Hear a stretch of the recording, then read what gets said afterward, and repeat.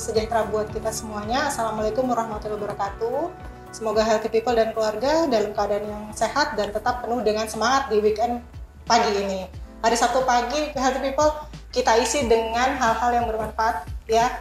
Jadi hari ini, pagi ini kita akan ngobrol-ngobrol tentang kesehatan, dan hari ini kita akan menghadirkan dokter spesialis gigi untuk membawakan materi tentang kesehatan gigi dan mulut. Nah, hari ini kita akan berbincang-bincang tentang si anak bungsu dari keluarga gigi gitu ya. Nah, terkadang kalau si bungsu ini muncul itu menimbulkan masalah. Kenapa? Karena suka ada timbul rasa nyeri, kemudian sakit, sampai dengan membuat gusi bengkak pun ada. Hari ini kita akan ngobrol-ngobrol dengan Dr. Gigi Irwansyah Manurung, spesialis bedah mulut dan maksilofacial yang akan kasih kita informasi tentang si gigi bungsu ini. Kita sapa dulu yuk happy people. Selamat pagi Dr. Irwansyah. Selamat pagi. Selamat pagi. Sehat ya dok? Alhamdulillah. Alhamdulillah sehat. Nah hari ini dok kita akan ngobrol-ngobrol tentang gigi bungsu dok. Banyak sekali yang mengeluhkan kalau si gigi bungsu ini muncul itu terasanya tuh sakit gitu ya dok, yang nyeri, kemudian tadi gusi bengkak, kemudian timbul lagi masalah-masalah yang lainnya. Nah, untuk itu kita ingin dengar nih dari penjelasan dari dokter tentang gigi bungsu ini dan bagaimana cara penanganannya kalau terasa masalah-masalah tersebut. Dan untuk healthy people, jika ingin mengajukan pertanyaan, silakan untuk kirim di DM Instagram kami di @sarapandunia_JKT atau chat di sesi live ini berlangsung itu. Nah, dok, untuk kasus gigi bungsu dok, banyak sekali yang istilah yang muncul tuh kalau kita googling istilahnya impaksi dok pada gigi bungsu. Boleh dibantu dokter ini untuk penjelasannya tentang impaksi ini apa sih dok? Ya baik. Jadi sebenarnya gigi impaksi itu adalah gigi yang keadaannya tidak tumbuh sempurna, begitu. Bisa disebabkan karena banyak hal. Tidak tumbuh sempurna itu bisa karena terhalang oleh gigi sebelahnya, terhalang oleh tulang, terhalang oleh jaringan di sekitarnya. Gitu. Itu untuk pengertian dari gigi impaksi itu sendiri.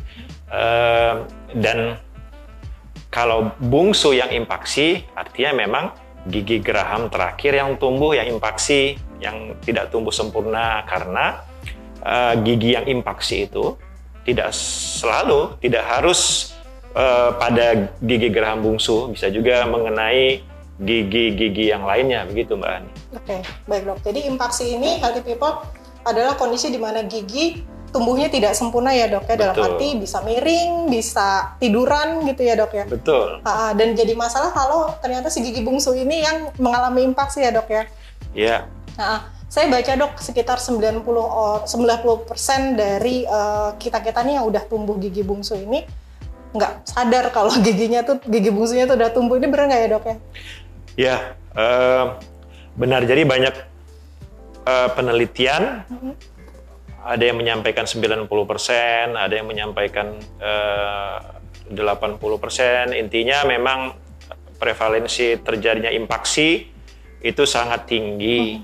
Terjadinya gigi yang tidak tumbuh sempurna yang menyebabkan masalah itu sangat tinggi sekali. Bahkan banyak orang yang memang tidak tahu bahwa dia ada giginya yang tidak tumbuh begitu. Kalau tidak ada keluhan, nanti ketika ada keluhan, sesungguhnya dia sudah terlambat begitu aja. Ya, artinya memang ini kampanye sejak dini kepada kita semuanya, bahwa kita masih banyak yang belum tahu gigi impaksi itu, gigi yang tumbuh miring itu, gigi geraham bungsu yang bermasalah itu bagaimana. Ini memang kampanye kita sehingga kita bisa mendeteksi lebih dini begitu ya. Sebelum terjadi hal-hal yang lebih parah lagi ya dok ya keluhannya. Baik dok, tadi dokter bilang juga banyak yang nggak menyadari, ini termasuk saya dok. Jadi di usia kan mulai gigi bungsu ini muncul di usia berapa dokter? 17 ya, jadi benih itu sudah ada sih di usia 15 begitu, terus tumbuhnya 17 sampai rentang 25 tahun lah ya tumbuhnya gigi bungsu. Oke. Nah berarti tuh rentang 17 sampai 25 tahun ini si gigi bungsu ini biasanya sudah mulai muncul ya dok? Iya benar. Nah pengalaman pribadi saya dok di usia di atas 30 itu menyadari kalau gigi bungsunya itu nggak ada gitu dong. Nah ternyata setelah melakukan ronsen itu baru terlihat kalau tiduran. Ini mungkin nggak sih dok seperti itu dok? Ya, mungkin saja gigi bungsu atau gigi yang impaksi itu kita tidak mengalami keluhan. Itu mungkin saja. Biasanya pada kasus gigi impaksinya yang memang tidak tumbuh total begitu. Maksudnya tertanam di dalam tulang. Biasanya sih seperti itu. Yang biasanya kita mengalami keluhan, sudah sampai keluhan itu biasanya yang tumbuhnya miring sebagian, gitu. Yang sebagian kelihatan, sebagian lagi tertanam di dalam tulang, itu yang biasa ada keluhan. Tapi mungkin yang lain yang tanpa ada keluhan itu bisa saja dia merasakan keluhannya ringan, misalnya sakit kepala sebelah begitu ya, dan itu dianggap sakit kepala biasa, padahal kalau ditelusuri bisa jadi penyebabnya adalah gigi geram bungsu yang tidak tumbuh sempurna begitu. Ya. Nah, untuk menentukan atau mengetahui secara lebih detail lagi dok, kalau untuk lihat si gigi bungsunya ini apakah memang sakit kepala tadi yang dokter ceritakan, apakah memang karena si gigi bungsu yang tumbuhnya nggak benar ini, atau hal yang lain, misalnya kita datang ke dokter gigi, pemeriksaan apa dok yang dianjurkan oleh dokter untuk bisa melihatnya? Ya, baik. Jadi biasanya kita yang tidak terdeteksi biasanya seperti tidak sengaja gitu ya. Misalnya lagi ada screening atau general check up begitu, ada ronsen foto, di situ ditemukan begitu. Makanya yang pertama adalah ketika tidak ada keluhan biasanya karena terdeteksi karena ada ronsen foto panoramik biasanya ya, panoramik. Tetapi umumnya pasien datang itu dengan keluhan gitu ya, dengan keluhan misalnya sakit di sekitar daerah gigi bungsu, bengkak, susah menelan begitu ya, terus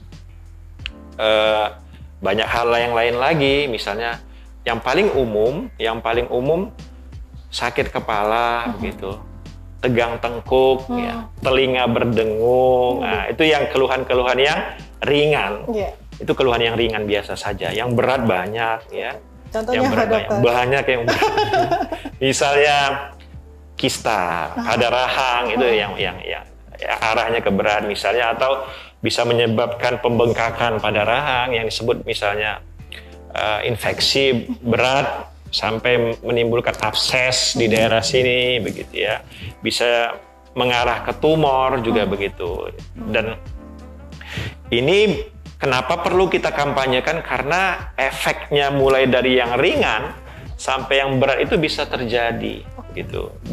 Walaupun ada orang yang sepanjang hidupnya, seumur hidupnya tidak mengeluhkan apapun dengan gigi bungsu yang bermasalah ini, ada seperti itu. Tapi kan itu spekulasi. Gitu. Apakah kita mau termasuk menjadi orang-orang yang spekulasi?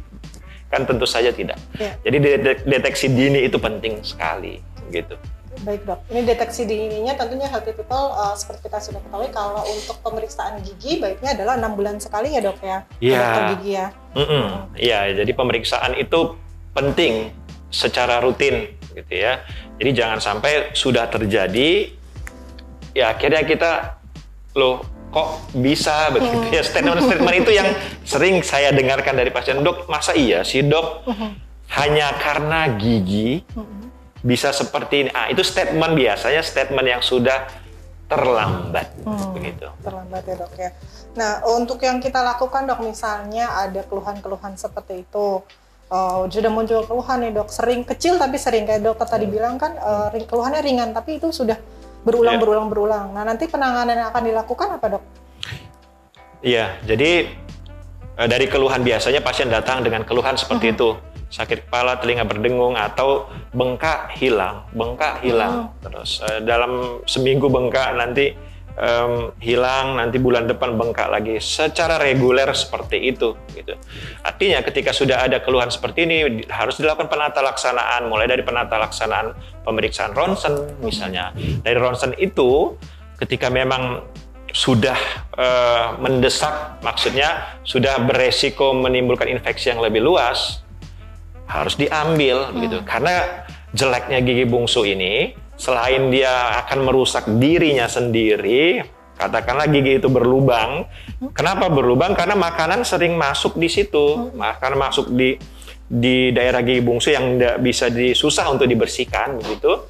Akhirnya dia juga mengakibatkan gigi tetangganya bolong misalnya.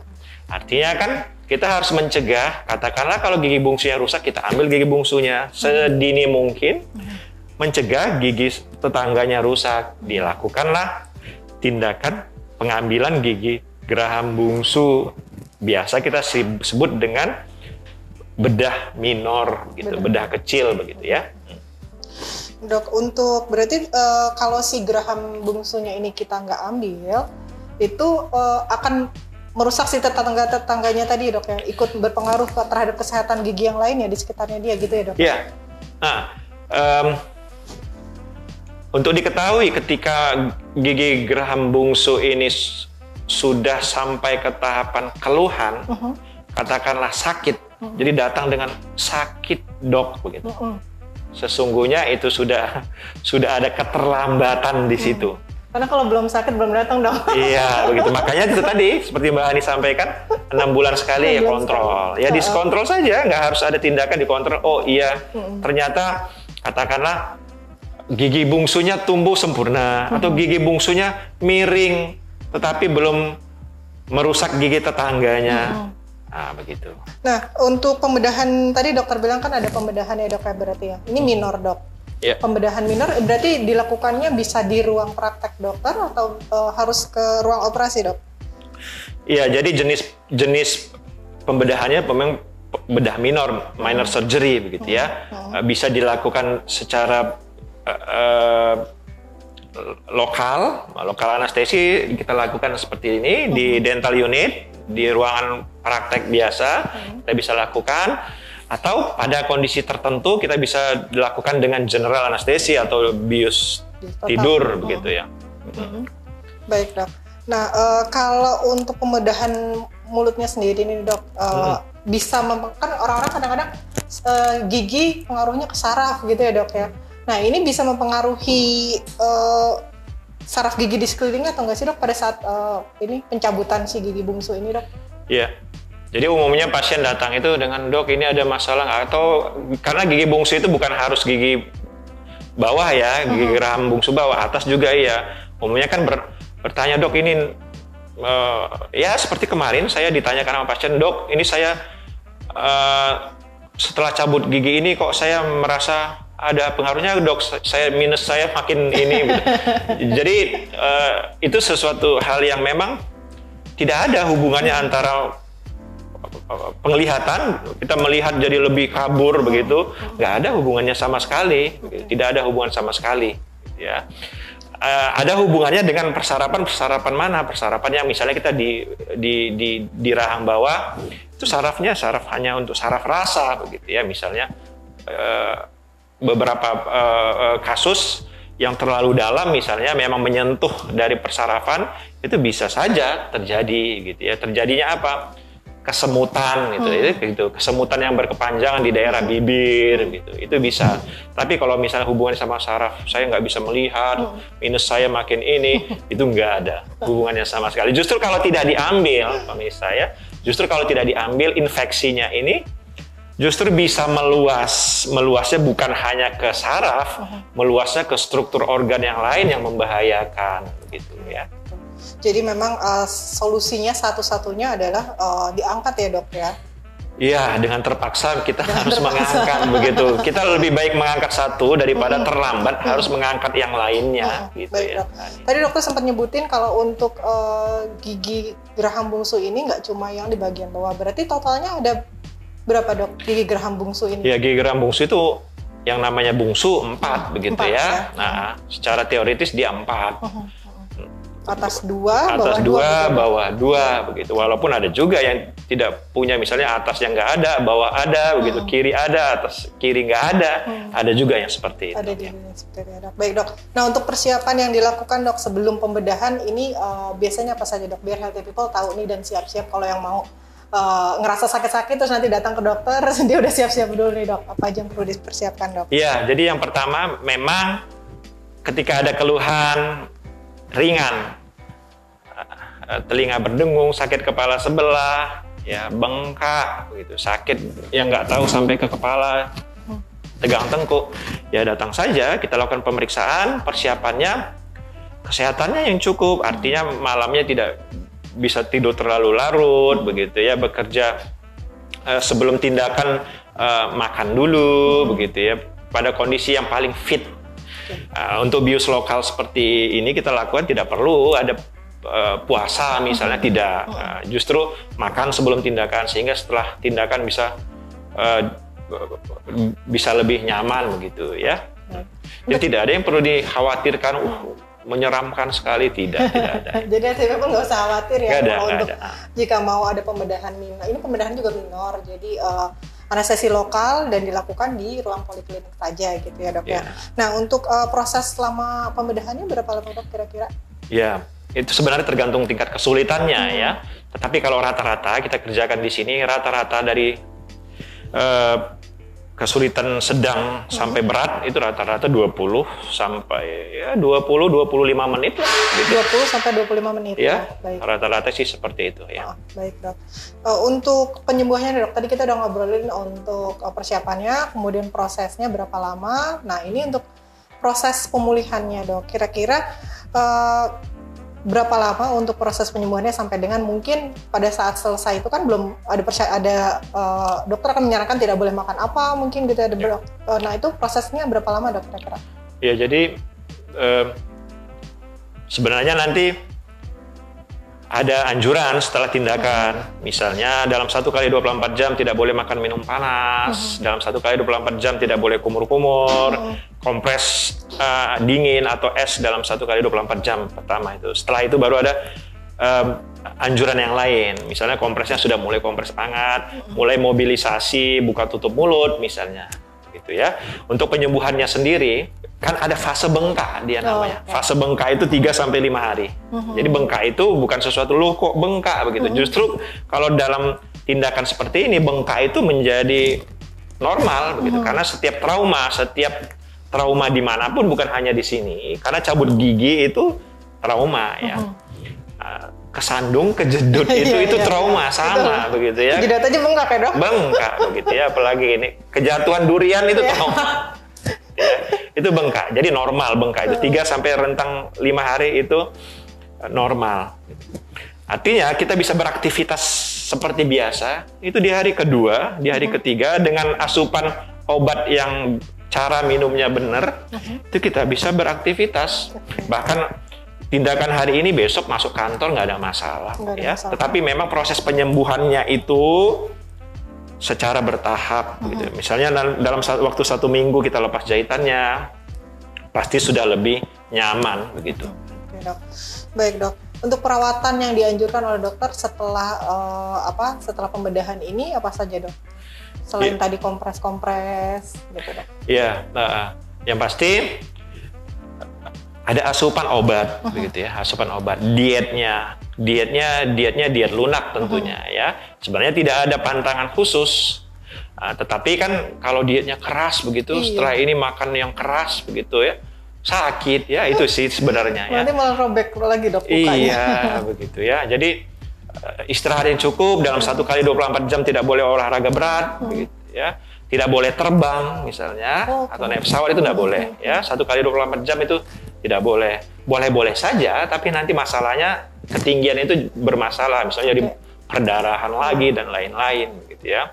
Intinya minum obat, makanan yang lunak, jangan kumur 1 kali 24 jam, jangan makan minum yang panas, itu akan sembuh dengan sendirinya.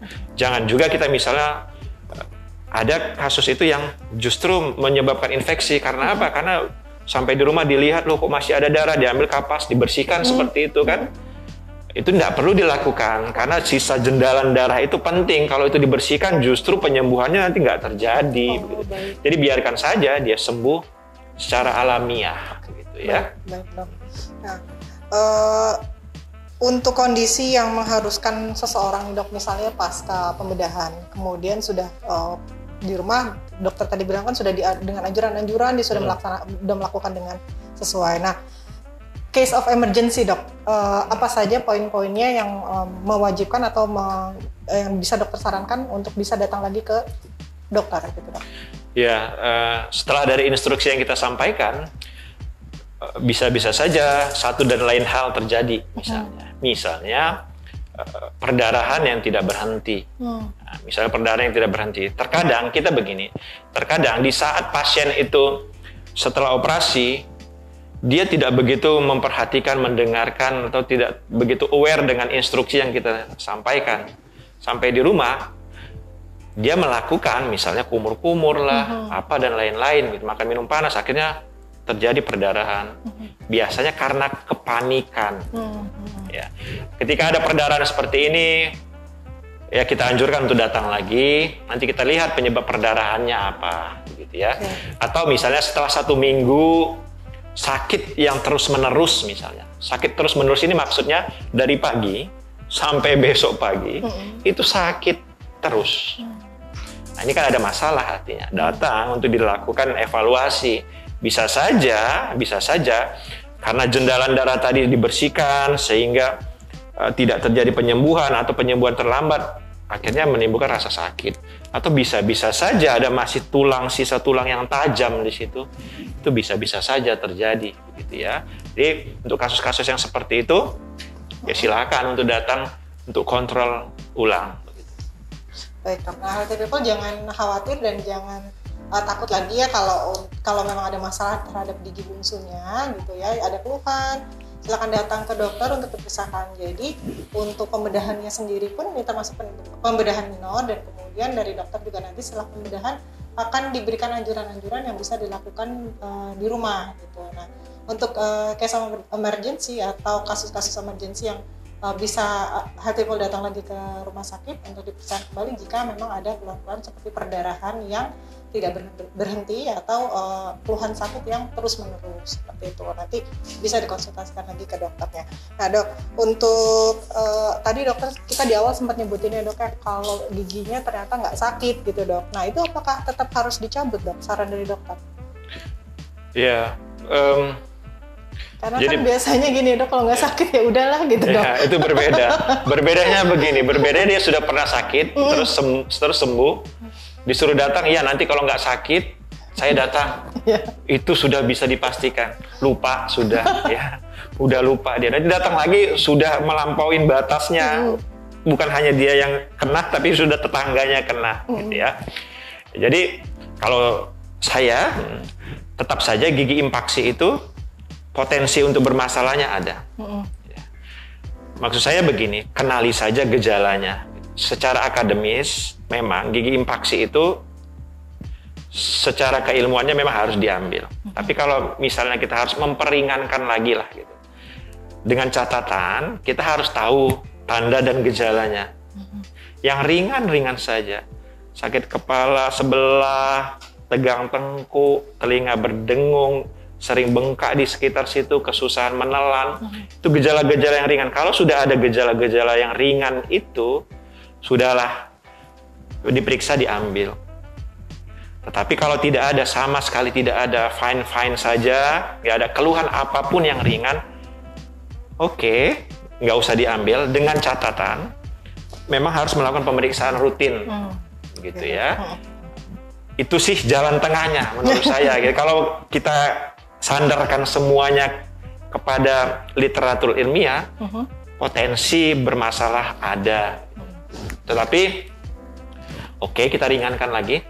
Dengan catatan itu, kita harus tahu bahwa gejalanya ini. Gitu. Karena tidak sedikit orang yang mengeluhkan sakit kepala, sakit, minum obat apapun, sebentar sakit kepala sebelah, tegang tengkuk, dilakukan pemeriksaan, ronsen foto, MRI, tidak ada saraf yang bermasalah, tidak ada apa-apa. Ternyata gigi si bungsu ini yang jadi masalah, begitu ya. Akhirnya, loh kok bisa ya dok? Nah itu ya sering sekali. Gitu ya. Pertanyaan terbesar ya dok ya, kok bisa? Loh ya, kok dok? bisa? Kalau sudah sampai seperti itu sudah terlambat. Oke. Baik dok. Nah ini mungkin nggak sih dok kalau gigi bungsu ini kita diambil, kan tadi ada 4 ya dok ya, itu diambil semuanya dok? Mungkin nggak dok? Mungkin, kalau pertanyaan adalah mungkin ketika empat-empatnya bermasalah, bisa kita ambil empat-empatnya langsung begitu. Itu pilihannya, tentu saja bukan dengan lokal anestesi di sini, tetapi di kamar operasi, ditidurkan, di bius tidur ya, general anestesi ya. Itu bisa kita ambil 4 bahkan lebih sesuai dengan kebutuhan. Dan itu tidak ada masalah sama sekali. Tidak ada masalah ya dok ya. Baik dok. Nah kita dari tadi ngomongin tentang si gigi bungsu ini dokter yang ternyata begitu dia tumbuh sarannya memang harus dicabut gitu. Kalau kita lihat kalau di luar negeri itu kayak semacam sudah umum ya dok ya, mereka beranjak dewasa, teenager umur 17-an, 18 udah langsung dicabut gigi bungsunya ya dok. Nah ini sebenarnya fungsi awalnya apa sih dok si gigi bungsu ini kalau memang akhirnya dia toh dicabut juga gitu dok? Ya, jadi praktisnya kalau gigi bungsu ini sejak awal tumbuhnya bagus, sempurna begitu, artinya bawah dan atas tumbuh dengan baik, tentu saja ada fungsinya ya. Fungsi pengunyahan, seperti saya misalnya, saya merasakan keempat gigi bungsu saya itu tumbuh bagus, kontak atas dengan bawahnya sempurna. Itu membantu sekali untuk fungsi pengunyahan gitu ya. Tetapi ketika tidak, sejak awal ini miring nih begitu ya, itu sudah indikasi diambil gitu ya. Jadi bukan berarti juga setiap gigi bungsu itu pasti bermasalah, enggak juga. Itu enggak juga seperti itu ya. Baik dok. Nah untuk Healthy People jika ingin mengajukan pertanyaan silakan melalui di Instagram bisa atau di kolom chat selama kita lagi ngobrol-ngobrol sama dokter Gigi Irwansyah ya. Nah dok, ini ada pertanyaan dok yang masuknya ke gigi geraham dok. Gigi geraham yang patah dan menimbulkan rasa nyeri atau rasa sakit, apakah perlu dicabut dok? Mungkin ini gerahamnya bukan geraham bungsu, cuma termasuk ke gigi geraham itu dok. Ya jadi kita harus sama-sama tahu bahwa pencabutan gigi itu adalah solusi yang terakhir, solusi yang sesungguhnya kita tidak inginkan. Ya. Ketika ada jalan lain, perlu kita pahami juga seperti tadi pertanyaan, gigi geraham yang patah menyebabkan sakit, itu perlu dicabut atau bagaimana? Yang pasti harus diperiksa dulu, patahnya sejauh apa. Terus sakitnya karena apa? Karena bisa saja patah, tetapi yang patah itu hanya sepertiga mahkotanya, hanya kepalanya saja yang patah, sehingga kalau misalnya masih memungkinkan dilakukan perawatan, ya. Karena apa? Karena pencabutan ini terakhir sekali begitu ya. Sekali cabut nggak mungkin tergantikan seumur hidup kita, gitu ya. Nggak mungkin. Jadi benar-benar saya sendiri selaku dokter bedah melihat kasus seperti ini, tidak semua ujuk-ujuk langsung saya bedah, cabut. Enggak juga begitu. Kalau ada indikasi lah ini masih bisa dipertahankan, saya pasti sarankan untuk dipertahankan. Seperti pertanyaan tadi itu, dicek saja dulu, bisa dipertahankan, jangan pilih untuk pencabutan. Sampai titik darah terakhir, dipertahankan dulu gitu ya. Ketika dokternya sampaikan, Pak ini tidak bisa lagi untuk dipertahankan, barulah kita ikhlas untuk mencabut gigi itu, gitu ya. Dokternya saya juga jadi, wah ikhlas saya cabut, karena memang tidak bisa dipertahankan lagi. Gitu ya. Baik ya, baik sudah terjawab sudah pertanyaannya ya Healthy People. Jadi kalau gigi geraham atau gigi-gigi lainnya merasa sakit, jangan langsung bilang, udah cabut aja deh biar nggak sakit lagi, nggak gitu juga ya dok ya. Betul. Itu harus ada perawatan dulu hingga coba dipertahankan dulu seperti itu. Jadi nanti biar dikembalikan lagi fungsinya sesuai sama si fungsi si gigi ini gitu. Apakah gigi geraham atau gigi seri atau gigi lainnya.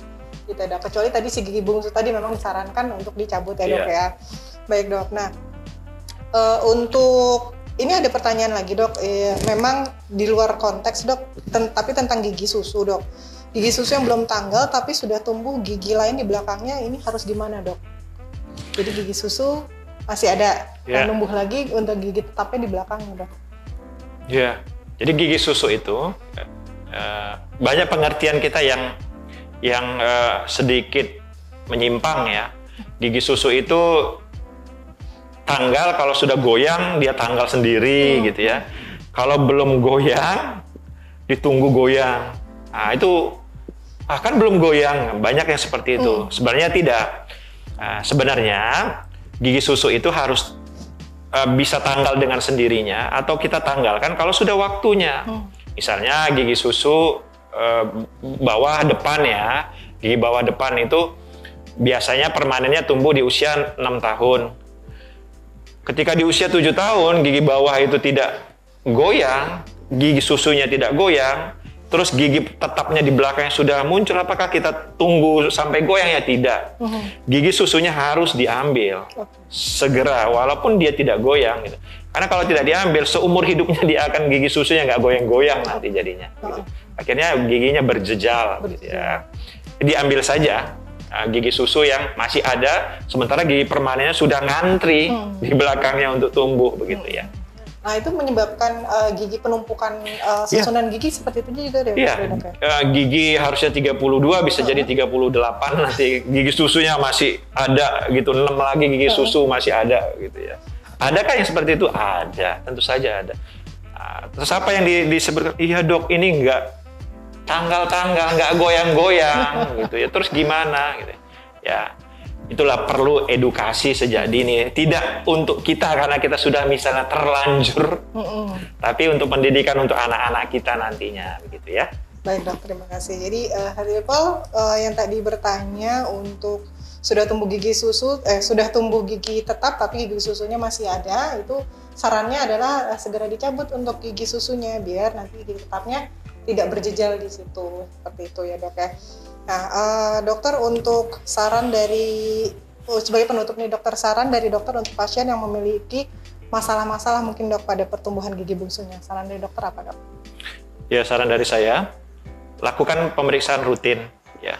Pertama lakukan pemeriksaan rutin di usia 16 begitu, 16 ke atas lakukan pemeriksaan rutin. Ronsen foto. Ketika memang gigi bungsunya itu sudah arahnya tumbuhnya miring, bahkan tidur, itu sudah diarahkan diambil saja, gitu ya, diambil saja. Karena hampir bisa dibilang mustahil untuk bisa mencari jalan keluarnya untuk naik ke atas itu mustahil, begitu ya. Diambil saja sedini mungkin di usia 17, 18. Tetapi kalau misalnya arahnya adalah oh ini tumbuh bagus nih begitu, lurus begitu ya, vertikal begitu, itu kemungkinan tumbuhnya bisa sempurna. Diobservasi saja dulu 6 bulan kontrol, 6 bulan kontrol sampai dia yakin tumbuh sempurna, aman berarti gitu ya. Tetapi kalau tidak, saran saya diambil saja ya, karena indikasi potensi bermasalahnya lebih besar. Oke, baik Healthy People, itu saran dari Dr. Gigi Irwansyah untuk Healthy People yang mungkin ada masalah-masalah atau timbul keluhan-keluhan terkait pertumbuhan gigi bungsu. Untuk keluhan-keluhan tersebut jangan diabaikan, silakan datang ke dokter gigi untuk dikonsultasikan. Kemudian jika usia sudah menginjak 16-17 tahun, ini biasanya gigi bungsu sudah mulai keluar. Nah itu bisa juga melalui pemeriksaan dari dokter, nanti disarankan atau diarahkan untuk foto ronsen panoramik untuk dilihat pertumbuhan gigi bungsunya seperti apa. Kalau memang bagus, tetap dipertahankan ya dok ya. Namun kalau jika tidak dan khawatirnya nanti malah menimbulkan masalah ke depannya, seperti tadi dokter Gigi Irwansyah sudah sampaikan, bisa dari ringan-ringan adalah migrain atau sakit di tengkuk dan lain-lainnya, sampai dengan yang parahnya ada timbul kista, timbul tumor di gigi. Nah itu kan membahayakannya. Nah, lebih baik itu diangkat dulu sebelum terjadi keluhan-keluhan yang berkelanjutan. Seperti itu ya dok ya? Benar. Baik. Healthy People, untuk jadwal Dr. Gigi Irwansyah Manurung, spesialis bedah mulut, ada di hari Selasa jam 16 sampai dengan jam 19, kemudian di hari Sabtu jam 9 sampai dengan jam 13. Beliau juga menerima untuk konsultasi melalui dokter online service.